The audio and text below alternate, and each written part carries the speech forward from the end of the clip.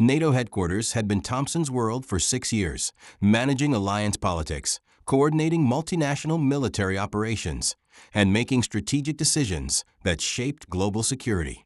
Now at 69, his world was a yellow taxicab with 180,000 miles on the odometer and a passenger seat that had seen every type of D.C. commuter. Until the day when his fare happened to be a European defense minister who took one look in the rearview mirror and realized he was being driven by the legendary American general who'd held NATO's highest operational command. Welcome to Veteran Stories.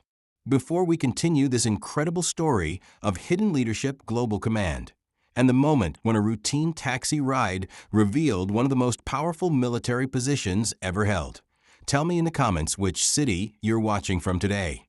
And if you believe that true service can take many forms, hit that subscribe button and help us honor those who've shaped history in ways we never see. General Michael Thompson's taxi license hung in the standard plastic holder behind the driver's seat, displaying his name, photo, and hack number. For 14 years, thousands of passengers had glanced at that license without giving it a second thought. Just another D.C. cab driver named Michael Thompson, working the Pentagon downtown corridor that served the nation's capital. At 69, Thompson looked like what he was supposed to be, a veteran driver who knew Washington streets better than most natives. His yellow Crown Victoria had 180,000 miles on the odometer, worn seat covers that had absorbed countless conversations, and the kind of reliability that came from meticulous maintenance performed by someone who understood the value of dependable equipment. Thompson's routes were as predictable as his maintenance schedule. Reagan National Airport to downtown hotels, Pentagon to Capitol Hill, Embassy Row to Georgetown. The Union Station run that caught commuters heading to Baltimore and Philadelphia.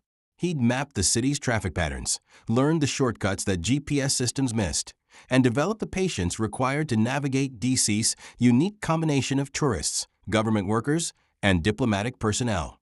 His passengers were typically absorbed in their phones, laptops, or classified briefings they probably shouldn't have been reading in the back of a taxi. Thompson provided professional service, clean vehicle, safe driving, appropriate silence, without drawing attention to himself. Most fares tipped adequately and forgot him immediately. Thompson preferred it that way.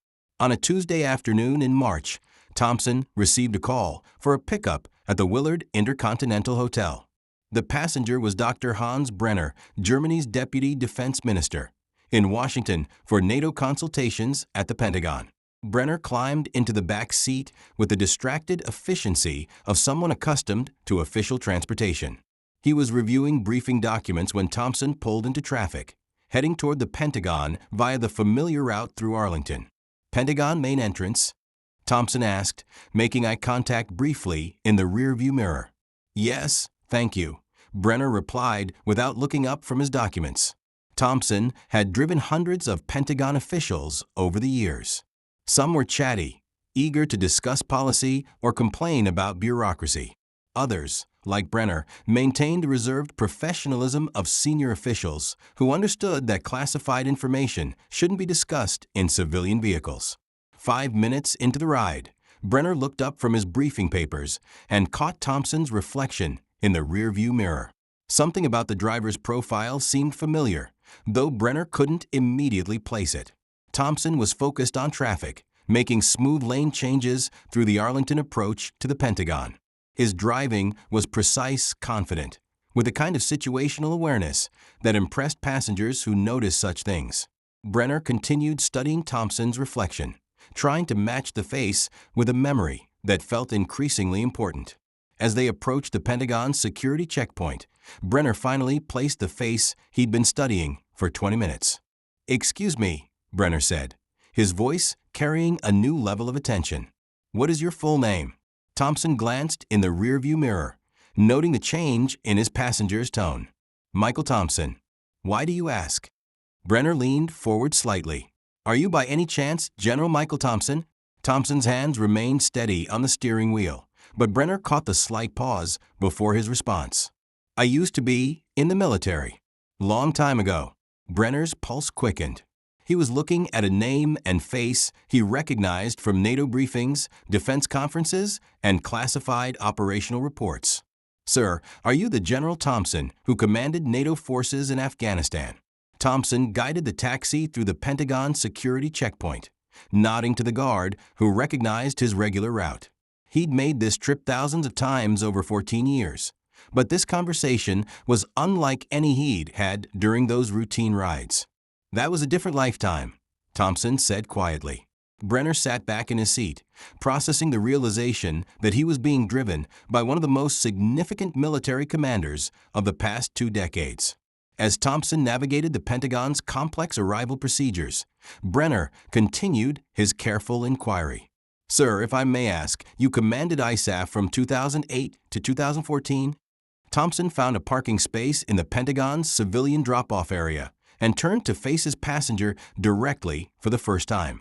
"International Security Assistance Force," Thompson confirmed. "NATO's mission in Afghanistan. I commanded coalition forces for 6 years." Brenner was quiet for a moment, understanding the magnitude of what Thompson had just confirmed. ISAF command meant responsibility for military operations involving 150,000 troops from 48 nations, managing alliance politics among countries with competing interests, and making operational decisions that affected global security. "Sir," Brenner said respectfully, "I served as Germany's liaison to ISAF headquarters during your command. You may not remember, but we met several times during alliance coordination meetings." Thompson studied Brenner's face, accessing memories from briefings that had involved dozens of international officials. "Deputy Defense Minister Brenner," Thompson said, recognition dawning. "You coordinated German provincial reconstruction teams in Kunduz province." "Yes, sir." "I can't believe I'm sitting in your taxi." Thompson turned off the meter and faced Brenner completely. "Why can't you believe it?" Brenner struggled to process the disconnect between the man who'd commanded NATO's largest military operation and the taxi driver who'd just delivered him to the Pentagon. "Sir, with respect, you commanded alliance forces during the most complex multinational military operation since World War II. What are you doing driving a taxi?" Thompson was quiet for a moment, watching Pentagon personnel move through the building's main entrance: military officers, civilian analysts, defense contractors, and foreign liaisons who worked in the same offices where he'd once made decisions affecting global strategy. "I'm providing transportation services," Thompson said. "People need to get where they're going safely and on time." "But sir, your experience, your knowledge of alliance operations, your understanding of international military cooperation, shouldn't you be consulting with governments, teaching at war colleges, advising current commanders?" Thompson smiled slightly. "Who says I'm not?" Brenner looked confused. "I don't understand." "Every day, I drive Pentagon officials, State Department personnel, foreign military attaches, and defense contractors. I listen to their conversations, observe their stress levels, and understand the challenges they're facing. Sometimes the most valuable service is providing a quiet space where people can think without being observed." As Brenner prepared to leave the taxi, Thompson shared more of his reasoning for choosing civilian service over continued military involvement. "Minister Brenner," Thompson said, "I spent 6 years making decisions that affected thousands of lives daily. Success meant managing alliance politics while conducting combat operations across a country where every decision had strategic implications. When I retired, I wanted to serve people without the weight of life and death consequences." "But surely your expertise could benefit current operations?" Thompson gestured toward the Pentagon. "That building is full of capable officers who don't need retired generals looking over their shoulders. But this city is full of people who need reliable transportation provided by someone who understands the importance of discretion and professionalism." Brenner began to understand. Thompson hadn't retreated from service. He'd found a different way to contribute that allowed him to maintain distance from the pressures that had defined his military career. "How many of your passengers know who you are?" "Until today, none of them. And I prefer it that way."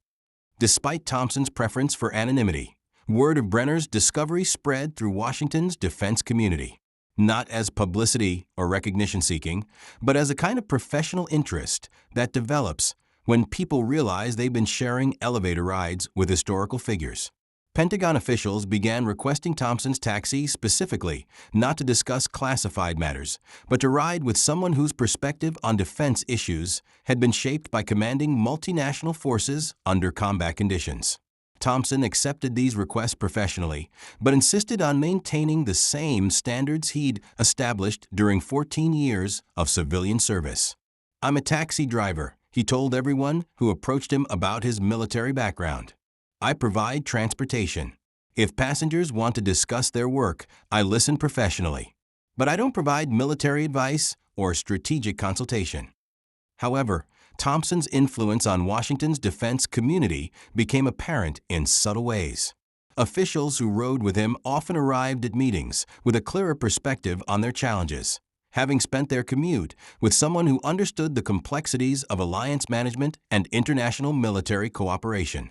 6 months after Brenner's discovery, Thompson received an unusual request. The current NATO Supreme Allied Commander was visiting Washington for consultations with the Joint Chiefs of Staff, and his staff had specifically requested Thompson's taxi for transportation. General Patricia Hayes, who held the position Thompson had left 6 years earlier, climbed into his cab outside the Pentagon with a kind of respectful recognition that indicated she knew exactly who was driving. "General Thompson," she said, "it's an honor to meet you. I'm just your driver today, General Hayes. Where can I take you?" "The State Department. But I was hoping we could talk during the ride." Thompson navigated toward Foggy Bottom, while Hayes shared the challenges she was facing in managing alliance coordination during a period of increased global tensions. "Sir," Hayes said, "the political dynamics among alliance members have become more complex since your command. Some of the lessons learned during ISAF don't seem to apply to current operational requirements." Thompson listened without offering advice, but his questions helped Hayes clarify her own thinking about the issues she was facing. "What's different about the alliance dynamics now compared to 2008? Thompson asked. Hayes spent the remainder of their ride working through that question, arriving at the State Department with a clearer understanding of how to approach her current challenges. Over the following months, Thompson's taxi became an informal seminar for defense officials who needed perspective on alliance management, multinational military operations, and the political complexities of international security cooperation. Thompson never offered unsolicited advice, but his questions and observations helped passengers think more clearly about their responsibilities. "The key to alliance management," Thompson told a group of junior Pentagon officials during a ride to Capitol Hill, "is understanding that every nation's domestic politics affect their international military commitments. Success requires managing those political realities, not ignoring them." "How do you manage competing national interests during combat operations?" asked a State Department liaison. "By remembering that the mission comes first, but the alliance makes the mission possible. You protect both by making decisions that strengthen alliance unity rather than exploit national differences." These conversations weren't formal consultation or official advice. They were the natural result of putting experienced leadership in contact with current challenges through the informal setting of taxi rides. 2 years after Brenner's discovery, Thompson received an invitation that surprised him. NATO was establishing a new award for excellence in alliance leadership, and they wanted him to be the first recipient. The ceremony was held at the National Defense University, attended by current and former alliance commanders who understood Thompson's contributions to multinational military cooperation. This award recognizes individuals who embody the highest standards of alliance leadership, said the NATO Secretary General during the presentation. But more than that, it recognizes the principle that service to the alliance doesn't end with retirement from command. Thompson accepted the award wearing a simple business suit, maintaining the same understated dignity that had characterized his taxi driving career. After the ceremony, General Hayes approached him. "Sir, thank you for the guidance you've provided through our conversations. It's helped me understand alliance management in ways that formal briefings couldn't convey." Thompson shook her hand. "General, you're doing an exceptional job under challenging circumstances. The alliance is in capable hands." 3 years after his identity was revealed, Thompson continued driving his taxi through Washington streets. Now 72, he maintained the same routes, the same professional standards, and the same commitment to providing reliable service to anyone who needed transportation.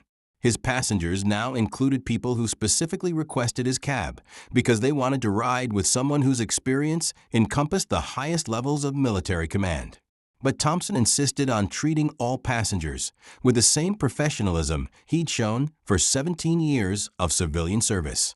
"Why do you continue driving taxi?" a documentary crew asked while filming a piece about post-military service. Thompson was performing routine maintenance on his cab, checking fluid levels and tire pressure with the attention to detail that had characterized both his military and civilian careers. Because, he said, "this city runs on people getting where they need to go safely and on time. That's important work, regardless of what I did before." But don't you miss the authority and influence of military command? Thompson looked toward the Pentagon, visible across the Potomac River. Authority and influence are temporary. Service is permanent. I'm still serving, just differently. 5 years after Brenner's discovery, Thompson's influence on Washington's defense community had become part of the city's informal infrastructure. Officials who'd ridden with him carried his perspective on alliance management into their own decision-making processes. The Thompson approach to multinational cooperation, balancing mission requirements with alliance politics, was studied at military academies and defense schools as an example of how experienced leadership could adapt to complex international challenges. But Thompson's most significant legacy wasn't tactical or strategic. It was philosophical. His transition from commanding NATO forces to driving taxi demonstrated that service could take many forms, and that the values learned in military leadership could enhance civilian life in unexpected ways. "What General Thompson taught us," said a Pentagon analyst who'd ridden with him dozens of times, "is that experience and wisdom don't require official positions to be valuable. Sometimes the most important conversations happen in the most informal settings." 7 years after Brenner's recognition, Thompson continued his daily routine in Washington, D.C. He still drove the same routes, maintained the same professional standards, and provided the same reliable service that had defined his post-military career. But now, occasionally, his passengers included current alliance commanders who sought his perspective on challenges they were facing in multinational operations. These conversations weren't formal consultations. They were the natural result of putting practical experience in contact with current problems. "Sir," a young NATO staff officer asked during a ride to the Pentagon, "how do you maintain alliance unity when member nations have conflicting strategic priorities?" Thompson navigated through downtown traffic while considering his answer. "Son," he said, "you maintain unity by remembering that the alliance exists to solve problems that individual nations can't handle alone. When conflicts arise, you focus on the common threat, not the competing interests. What if the common threat isn't clear? Then your job is to help alliance members understand why their individual security depends on collective action. That's what leadership means in multinational operations." Thompson's approach to post-military service influenced other retired commanders who struggled with finding purpose after high-level military careers. His example demonstrated that meaningful service didn't require continued involvement in official military or government positions. "The mistake most retired commanders make," Thompson told a gathering of former general officers, "is thinking that service ends when official authority ends. Service is about contributing to something larger than yourself. That can happen in any profession at any level." "But don't you feel like your expertise is being wasted?" asked a retired Air Force general who'd struggled with civilian transition. Thompson looked around the room at officers who'd commanded divisions, fleets, and air wings during their military careers. "Gentlemen," he said, "expertise is only wasted if you refuse to apply it where it's needed. Every day, I interact with people who benefit from the leadership principles, problem-solving skills, and perspective I developed during military service. The uniform changed, but the mission continues." 10 years after his identity was first revealed, Thompson's story had become part of Washington, D.C.'s folklore. Visitors to the city were told about the taxi driver who'd once commanded NATO forces, and Pentagon tours included references to the general who'd chosen civilian service over continued military involvement. Thompson appreciated the recognition, but insisted on maintaining his focus on daily service rather than past achievements. "People sometimes treat me like a curiosity," Thompson told a friend, "because they can't understand why someone who commanded international forces would choose to drive taxi. But they're asking the wrong question." What's the right question?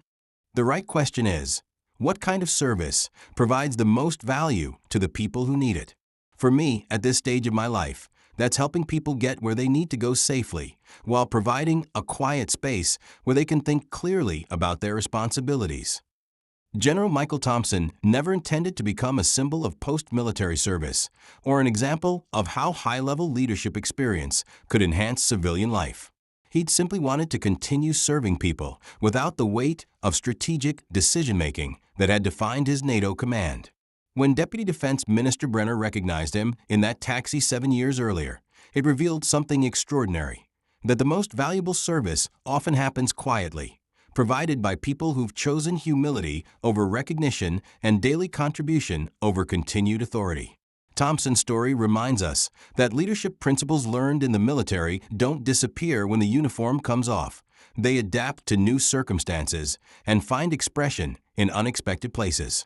His transition from commanding 150,000 multinational troops to driving taxi through Washington, D.C. demonstrated that service is about the quality of contribution, not the prestige of position. Today, Thompson continues driving his routes through the nation's capital, providing transportation to anyone who needs it while carrying the experience of someone who's made decisions affecting global security. His passengers may or may not know his background, but all of them benefit from the professionalism, reliability, and perspective that come from a lifetime of dedicated service. So now I ask you, have you ever encountered someone whose humble service hid extraordinary experience and responsibility? Someone who chose to contribute quietly rather than seek recognition for past achievements? Share their story in the comments. Tell us where you're watching from. Because at Veteran Stories, we believe that the greatest service often happens in the most ordinary moments, provided by people who understand that true leadership is about contribution, not recognition. Subscribe if stories like this matter to you. Because every community has people like General Thompson, individuals who've served at the highest levels and continue serving wherever they're needed, regardless of whether anyone notices or appreciates the depth of their experience.